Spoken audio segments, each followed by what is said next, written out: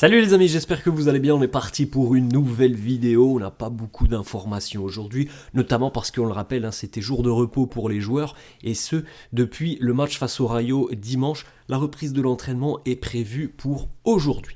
On jette un petit coup d'œil les amis, les unes des quotidiens madrilènes, Marca qui consacre sa une à l'Atlético qui vient d'enregistrer l'arrivée de l'attaquant nigérian Ademola Lookman, donc un très très bon joueur, Ademola Lookman, qui a fait de très belles choses depuis quelques années maintenant du côté de l'Atalanta. Belle recrue pour l'Atlético. Le Barça qui s'impose en Coupe du Roi, le Barça qui a éliminé Albacete. Albacete les amis qui nous a éliminés il y a à peu près un mois maintenant. Le Barça a souffert hier mais le Barça s'est qualifié. 2-1 au final les amis en ce qui concerne le Real. On a une petite information, c'est de l'autre côté. Motivos por los que el Madrid no ficha. Voilà, on en parlera dans quelques instants.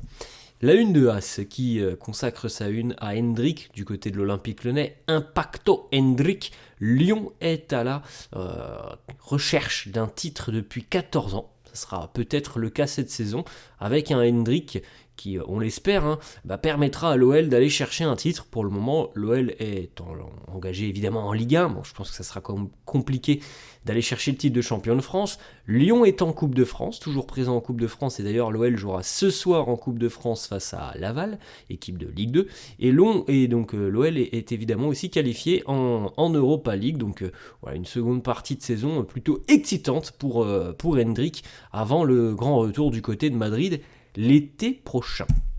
Petite information les amis, le Real se déplace du côté de Mestalla pour affronter le FC Valence ce week-end. Le Real n'a gagné que 3 de ses 11 derniers matchs du côté de Valence. On l'avait évoqué il y a 15 jours, les déplacements en général compliqués du côté de la Ceramica face à Villarreal. C'est à peu près la même chose les amis. Valence, c'est pas forcément un terrain qui réussit au Real. Bon, les dernières victoires, c'est 4-1 en 2017-2018, 2-1 en 2021-2022 et 2-1 2024-2025. Mais en général, c'est souvent des matchs qui posent problème au Real, ces déplacements du côté de Mestalla. On a une réaction du président du FC Barcelone, Joan Laporta, qui revient sur la rencontre entre le Real et le Rayo, et notamment sur ces 10 minutes de temps additionnel. Joan Laporta nous dit « J'ai regardé le match entre le Real et le Rayo, et je ne comprends pas d'où viennent ces 10 minutes de temps additionnel. Il y a tellement de joueurs qui sont habitués à plonger qu'ils devraient avoir un carton rouge. J'ai vu aussi que le Rayo, selon moi, avait été désavantagé. Il y a des pénaltys qui n'ont pas été sifflés parce que on ne sait pas si c'est des pénaltys parce que tu ne violentes pas l'attaquant qui tombe par terre. C'est une exagération de la part des attaquants. Il y a toujours un club qui est favorisé parce que les droits TV aussi.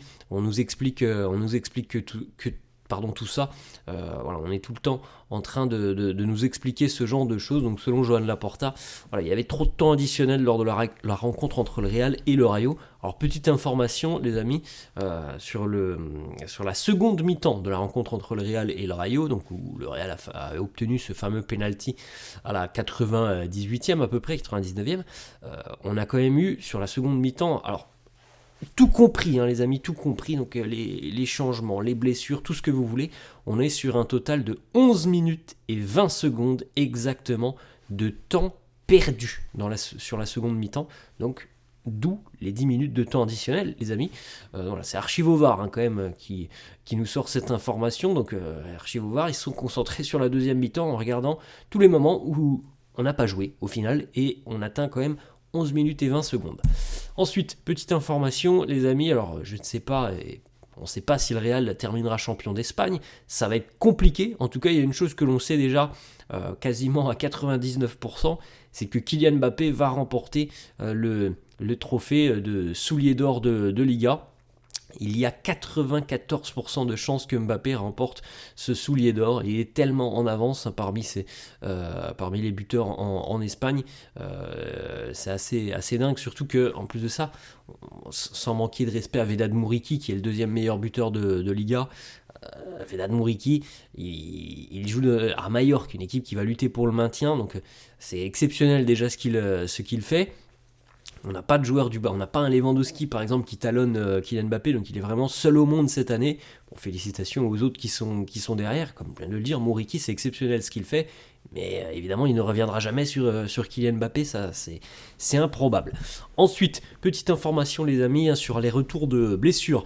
Antonio Rüdiger, visiblement ça va mieux pour Rüdiger et c'est bien la première fois depuis quelques semaines, voire même quelques mois maintenant, que le défenseur allemand se sent beaucoup mieux, donc il est prêt et s'apprête à faire son retour potentiellement dès ce week-end face aux Valencians. Petite information, comme on l'a évoqué en début de vidéo, on l'avait aussi annoncé hier, il n'y avait pas d'entraînement du côté de Valdebebas, c'était jour off, jour de repos tout simplement pour les joueurs. On a quand même 2 joueurs qui se sont présentés hier au centre d'entraînement, Jude Bellingham, alors évidemment, c'est un cas à part, Jude, puisque avec cette blessure, il faut déjà travailler au processus là, qui a été enclenché, processus de récupération pour qu'il puisse revenir peut-être d'ici à la fin février, on espère. Et on avait aussi Dani Ceballos qui s'est présenté à l'entraînement, qui s'est présenté au centre d'entraînement pour venir tout de même travailler. Une petite information ici les amis qui concerne Trent Alexander-Arnold. AS affirme que Trent est de retour, il est prêt à jouer et peut postuler à une place de titulaire dès ce week-end. Donc on aura certainement des changements dans la ligne défensive ce week-end, les amis. Ce sera intéressant de suivre tout ça face au FC Valence. Petite stat aussi les amis sur Kylian Mbappé, on l'a dit il y a quelques instants, à 94% de chances de terminer meilleur buteur de Liga. Et une petite stat aussi qui est due quand même en partie aux réalisations de Kylian Mbappé. Le taux de conversion de penalty du Real cette saison, il est plutôt intéressant. On se souvient de l'année dernière et même il y a 2 ans, on n'était pas forcément très à l'aise sur l'exercice des pénaltys. On était en 2023-2024 à 55% de pénaltys marqués, donc c'est pas terrible, c'est 1 sur 2. 2024 c'était un peu mieux 63, cette année on est quand même beaucoup mieux, 86% de penalty sont convertis par les merengues et en général par Mbappé puisque c'est souvent lui qui les tire.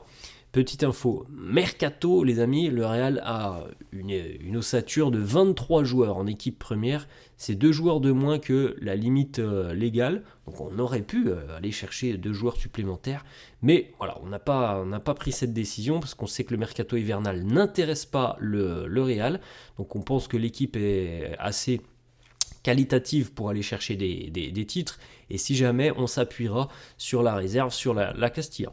Petite stat assez hallucinante les amis, et ça concerne le volet économique, mais en parallèle aussi le volet mercato. Le Real a dépensé 870 millions d'euros sur les 7 derniers mercato d'été. Sur cette même écartant donc de 7 ans, le Real n'a dépensé que 17 millions d'euros sur un marché hivernal. C'était Brahim Diaz en 2019. Depuis 2019 les amis, rien du tout sur le marché d'hiver, ce qui est assez hallucinant quand même. Ça va bientôt faire 10 ans les amis qu'on aura recruté personne sur un mercato d'hiver. Bientôt, on est quand même à 7 ans, mais c'est quand même assez dingue. Petite information, hier, les jeunes du Real, alors c'est pas la réserve là les amis, c'est l'équipe Youth League, donc l'équivalent de la Ligue des Champions des jeunes.